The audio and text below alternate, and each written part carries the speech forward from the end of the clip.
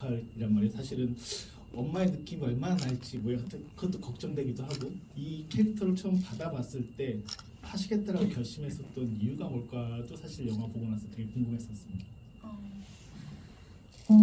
저는 처음에 시나리오 봤을 때는 되게 이렇게 명성이 어떻게 될까, 그래서 어떻게 이 영화 자체가 결국에는 어떻게 되는 거지? 이게 너무 궁금해서 쭉 읽었어요.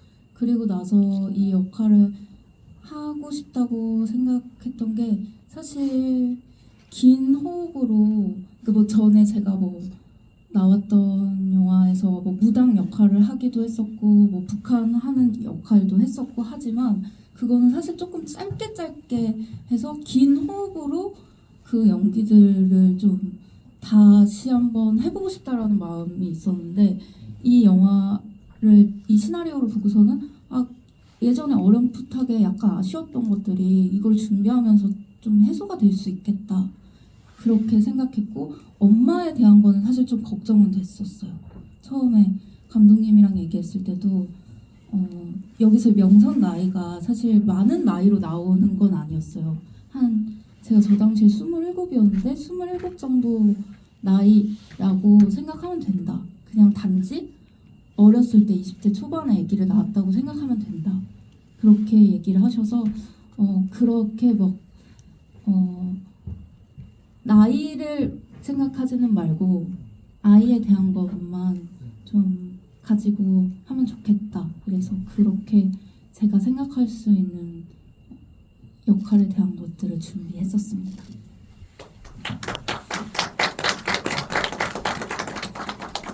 질문 답 끝날 때마다 생각되니까 좀 안 해도 될 것 같은데 마지막에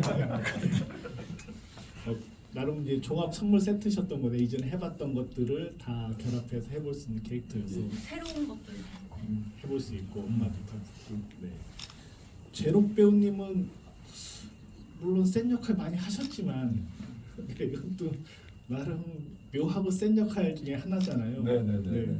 어떠셨는지 받아봤을 때. 네, 그 감독님이 그 합천 영화제를 제가 갔었는데 합천까지 오셔서 감독님이랑 이제 처음 뵙고 말씀을 나누면서 그 전에 이제 통화를 몇 번 했었지만 그래서 이제 감독님과 함께 하기로 하고 시나리오는 이제 그 전에 받아봤었죠. 그래서 그때부터 이제 본격적으로 시나리오를 보면서 분석하고 캐릭터 탐구하고 하는데 이게 일단 제가 탈북자 역할은 전에 단편에서 몇 번 해봤지만 이런 식으로 제대로 정말 탈북 사투리를 제대로 쓰면서 하는 역할도 처음이었고, 그 다음에 이 시각장애인 역할도 당연히 처음이었고, 그리고 교주 역할도 처음이었기 때문에 저한테는 아까 말씀하셨던 것처럼 하단 배우처럼 처음 하는 역할들의 종합 선물 세트 같은 그런 거였어요. 그래서 그때부터 이제 이걸 어떻게 극복할까 해서 이제 연구하면서 같이 준비를 했습니다. 그래서 일단 그 북한 사투리는 그 백경현 선생님이라고 우리나라에서 북한 사투리를 전문으로 코치해 주시는 분이 계세요, 배우님들한테. 그래서 그분과 함께 이제 우리 배우분들하고 함께 그 톡방을 만들어가지고 거기서 한 5개월, 6개월 정도 매일매일 톡을 주고받고 녹음하고 그래서 피드백을 받고 이제 그러면서 거의 매일매일 그런 식으로 훈련을 했고요. 그리고 이제 교주는 글쎄요, 뭐 어떻게 뭘 특별하게 이렇게 막 짜고 그러면 더 이상하겠다는 생각이 들더라고요. 마찬가지 시각장애인 역할도 내가 당연히 아무리 연기를 한다고 해도 당연히 눈에 보이는, 눈을 감지 않는 한 눈 뜨고 있으면 당연히 보이는데 이거를 굳이 막 더 막 뭘 만들어서 하면 오히려 더 이상하지 않을까라는 생각이 들어서 이제 그런 것들을 감독님하고 또 얘기를 나누고 해서 그거를 바탕으로 그냥 어떻게 하게 됐습니다. 그래서 뭐 너무 재밌었어요. 개인적으로 결과물과 관계없이 저는 너무너무 재밌었습니다. 그래서 지금도 과연 내가 또 이런 세 가지 종합 선물 세트 캐릭터를 또 언제 만날 수 있을까? 아마 없을 것 같은데. 그래서 저한테는 그런 면만 봤을 때도 이 신세계로부터의 신택 역할은 저한테는 정말 축복 같은 역할이었습니다. 네. 그 말씀 주신 것 중에 이게 이제 맹인 역할이잖아요. 네네네. 영화를 보다 보면 가끔 이제 눈을 뜨시더라고요.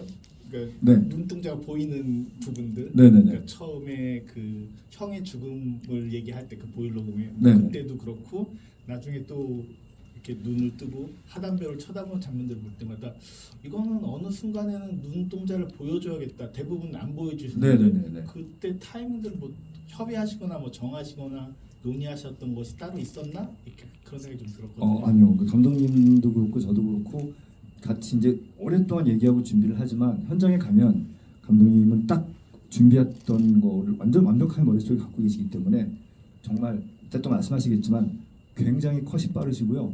굉장히 스피디하게 현장이 잘 진행합니다. 그래서 뭐 너무너무 완벽하게 찍으시는데 그러다 보니까 뭐 그걸 굳이 일부러 여기서 이렇게 만들자 저렇게 만들자 이런 얘기는 전혀 없었고 아마 이제 평론가님께서 그렇게 보셨다면 아마도 그냥 제가 캐릭터를 하는 과정에서 자연스럽게 묻어나오지 않았을까 싶어요. 그냥 저도 뭐 특별하게 어떤 계산 제가 원래 계산을 평상시에도 뭐 실제 삶에서도 계산하지 않고 사는 사람이라서 연기도 그렇게 하는 편이라 계산 같은 건 없었습니다. 네네네. 알겠습니다. 박 배우님은 뭐 아, 예. 워낙 친숙하실 테니까요. 이부 보통 이제 어떤 사장이나 이런 중년 남성 역할들을 계속 해 오셨잖아요 이전에도. 예. 이번에도 이제 그 역할을 줬을 때 좀 다른 것도 해보고 싶다 뭐 이런 생각도 드셨을 것 같고 어떻게 하길 결심하셨는지 그냥 무조건 감독님 요청하면 오케이 해주시는 편이신 건가요? 네. 배우가 뭐 그 감독님들은 그 어떤 이미지가 중요하기 때문에 네. 어떤 역할에 어떤 사람이 필요하겠다 이런 게 분명하시기 때문에 처음에 이제 배우 생활 초반에는 그런 거 불만이 좀 있었는데 지금은 그런 걸 자연스럽게 받아들이고 있습니다. 예. 어떤 역할이 오든지 이 역할이 나한테 좀 어울려서 이걸 나한테 줬구나 이렇게 생각하고 있습니다. 알겠습니다. 제가 더 캐묻진 않겠습니다. 전 신세계로부터 저 개인적으로 되게 흥미로웠던